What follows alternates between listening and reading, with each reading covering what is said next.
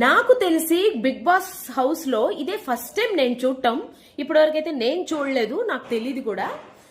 విషయం ఏంటంటే దీపావళి సందర్భంగా బిగ్ బాస్ కంటెస్టెంట్స్ అందరికి కొత్త బట్టలు పంపించారు.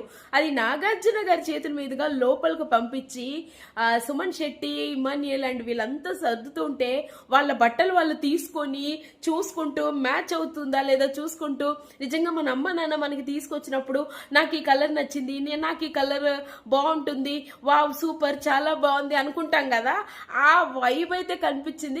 నిజంగా దీపావళికి కొత్త బట్టలు కొనుక్కుంటాము అన్న ఫీల్ అయితే మామూలుగా క్రియేట్ చేయలేదు. నాకు దీపావళి కన్నా కూడా సంక్రాంతి అన్న ఫీలింగ్ వచ్చేసింది. అందరి ఫేసెస్ లో అంత హ్యాపీనెస్ కనిపించింది. హ్యాట్స్ ఆఫ్ బిగ్ బాస్ అనొచ్చు. సూపర్, అసలు మామూలే లేదు.